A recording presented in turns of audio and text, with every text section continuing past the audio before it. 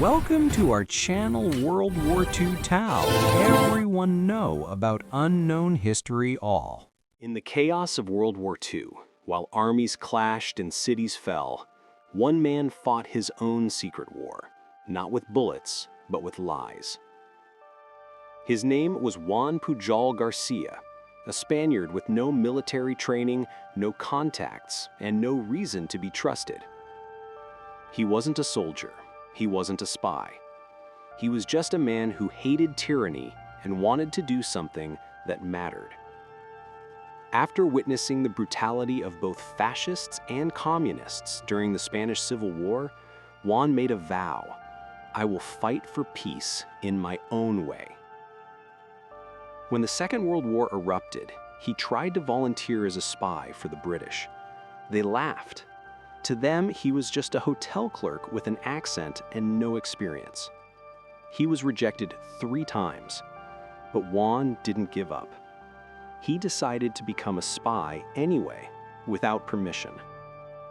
If no one would hire him, he would fake his way into the war. He forged documents, created fake diplomatic credentials, and pretended to be a Nazi sympathizer.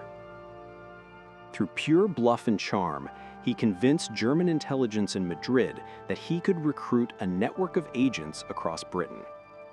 In truth, there were no agents. There was no network. Just Juan, a notebook, and an imagination so wild that it would soon fool the most powerful army in the world. The Germans gave him money and codes to report British military movements.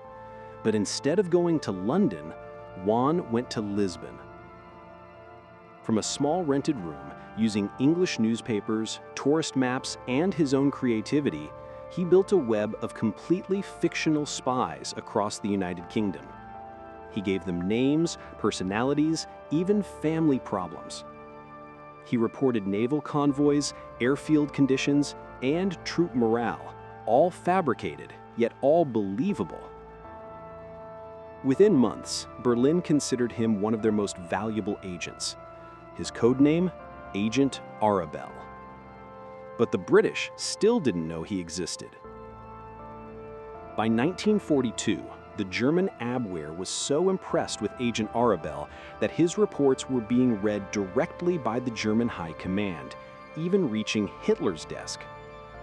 When British codebreakers at Bletchley Park intercepted these messages, they realized something shocking.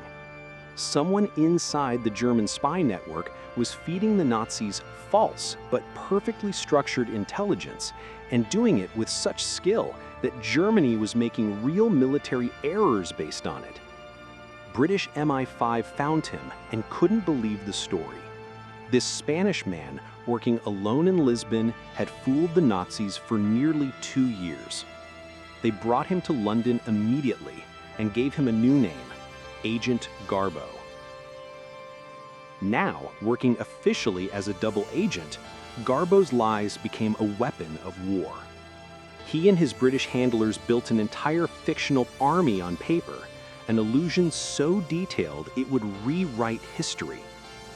When the Allies began planning Operation Overlord, the D-Day invasion, Garbo became the centerpiece of Operation Fortitude, a massive deception campaign to convince the Germans that the invasion would land in Pas de Calais, not Normandy. Using his imaginary spy network, now over 27 fake agents, he sent reports filled with false troop movements, fake radio chatter, and coded letters that all pointed to Calais. The Nazis believed every word. In Berlin, Hitler personally delayed reinforcements to Normandy, convinced that the real invasion was still to come in Calais.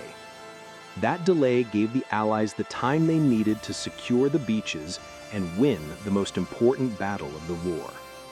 All because one man told the right lies at the right time.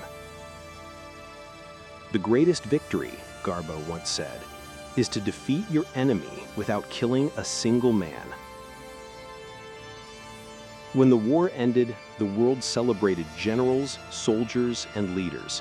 But Juan Pujol García, the man who had outsmarted Hitler, vanished into the shadows. both sides believed him to be dead. In fact, he faked his death intentionally, claiming he had died of malaria in Africa. He wanted peace, not fame. He moved to Venezuela, opened a small bookshop, and lived under his real name once more. Years passed. His story was buried under classified files. Only in the 1980s did British historians uncover the truth. The man who had changed D-Day was alive, quiet, humble, forgotten. When asked years later why he did it, he simply said, "Because evil cannot win. And if I could trick it even once, then it was worth everything."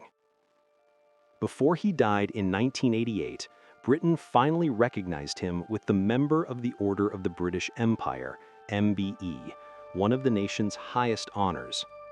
In Germany, he had already been awarded the Iron Cross, personally approved by Hitler himself.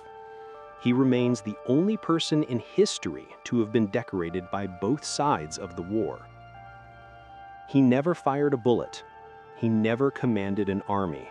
Yet his lies saved millions and changed the course of history. Thank you for watching full video. Please like, comment, share, and never forget to subscribe our channel World War II, Tall for upcoming new videos. Goodbye for today. Talk again in a new video with new story.